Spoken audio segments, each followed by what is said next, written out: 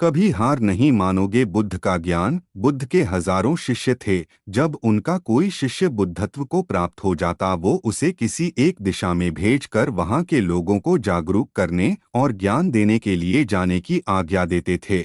बुद्ध का एक शिष्य बुद्ध के संदिग्ध में 6 वर्षों से था। वो एक दिन महात्मा बुद्ध के पास आया और बुद्ध से कहा, हे बुद्ध, मुझे आपके पास है 6 साल हो गए। मेरे बाद कितने शिष्य आए, उन्हें आपने इस बीच किसी एक दिशा में ज्ञान देने के लिए भेजा, लेकिन मुझे अभी तक नहीं भेजा। क्या मुझे अभी तक बुद्धत्व प्राप्त नहीं हुआ? बुद्ध मुस्कुराए और बोले, यह तो तुम्हें खुद समझना होगा कि तुम्हें बुद्धत्व प्राप्त हुआ है या नहीं। शिष्य बोला, है बुद्ध, आपने मुझे इन 6 सालों में जो भी उपदेश दिया मुझे वो सब याद है।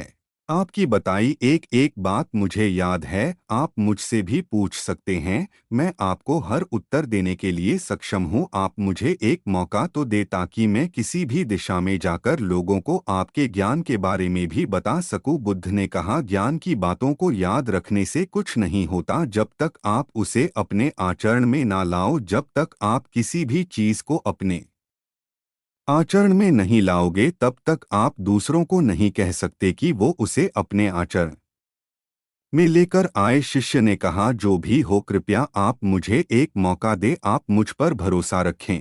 मैं सभी को अपने ज्ञान से प्रभावित कर सकता हूँ। मैं लोगों को ऐसी बातें बता सकता हूँ जिससे उनके जीवन में शांति आएगी और वो शांतिपूर्ण अपना जीवन जी सकेंगे। बुद्ध ने कहा, अभी तुम तैयार नहीं हो। जब तुम तैयार हो जाओगे मैं तुम्हें खुद सही मार्ग पर जाने के लिए कहूँगा। शिष्य ने कहा, क्यों बुद्ध, आपने मुझे इन 6 वर्षों में इतना भी ज्ञान नहीं दिया जिससे मैं लोगों को प्रभावित कर सकूं। बुद्ध ने कहा, ठीक है, तुम पूर्व दिशा की तरफ जाओ। वहां तुम्हें एक गांव मिलेगा, उससे तुम भिक्षा मांग कर लाओ और वहां के लोगों को अपने ज्ञान से मदद करना। कल सुबह तुम वहां अकेले जाना और शाम को आकर मुझे बताना तुमने कैसे वहां के लोगों की मदद की। वह शिष्य ये सब सुनकर बेहद खुश हो गया और बुद्ध का आशीर्वाद लेकर चला गया और वह रात भर ज्ञान समेटता रहा और मन ही मन सोच रहा था कि मैं कल ऐसे ज्ञान की छाप छोड़ूंगा कि वहां के लोगों के साथ बुद्ध भी मुझसे प्रभावित हो जाएंगे। सुबह उठकर वो महात्मा बुद्ध को प्रणाम करने गया। उन्हें प्रणाम कर वह पूर्व की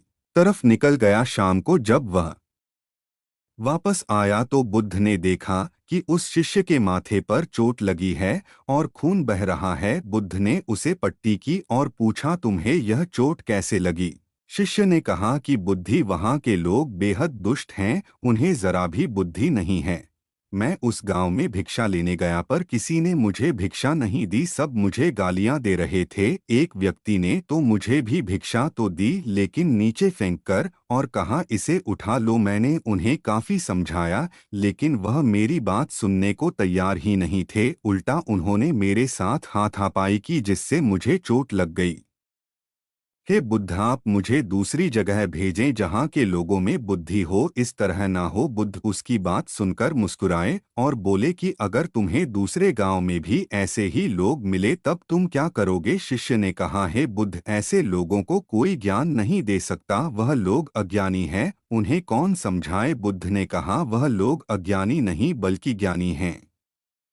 उनके पास बहुत बुद्धि है परंतु उनके पास खुद का ज्ञान है। अब अगर तुम किसी दूसरे के ज्ञान को चोट पहुंचाओगे तो वह कुछ तो कहेंगे ही। तुम्हें ऐसे लोग हर जगह मिलेंगे, तब तुम अपना ज्ञान उन्हें कैसे दोगे? बुद्ध ने शिष्य को कहा कि आज तुम आराम करो, कल शाम को मेरे पास आना। शिष्य बुद्ध को प्रणाम करके चला गया। अगली शाम जब वह वापस बुद्ध के पास आया तब वहां एक और बुद्ध का शिष्य मौजूद था। उनके हाथ में चोट लगी हुई थी। बुद्ध ने उस शिष्य के हाथ पर चोट देख उस पर पट्टी की और उस शिष्य से पूछा कि तुम्हें यह चोट कैसे लगी?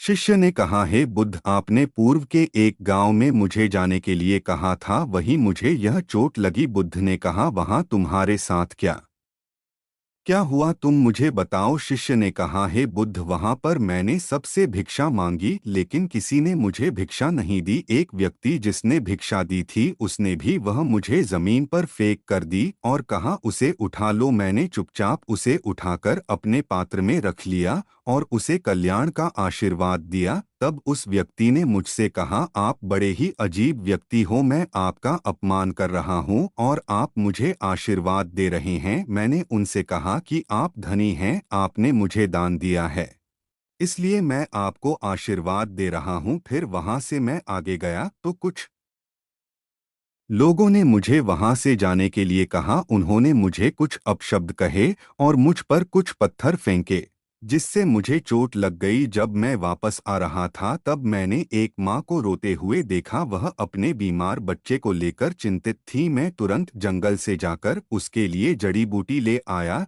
लेकिन वहां के लोग मुझे जड़ी बूटी देने नहीं दे रहे थे। फिर मैंने उनसे विनती की कि वह मुझे उस बच्चे का इलाज करने दें, उसके बाद वो जैसा कहेंगे मैं ठीक वैसा ही करूंगा। फिर जिस व्यक्ति ने मुझे भिक्षा दी थी उसने गांव वालों को समझाया, तब उन्होंने मुझे उस बच्चे को जड़ी बूटी लगाने दी। उसके बाद वह बच्चा ठीक हो गया। फिर गांव वालों ने मुझसे अपने किए गए अभद्र व्यवहार के लिए क्षमा मांगी और मुझे धन्यवाद कहा। फिर मैं वहां से वापस आ गया।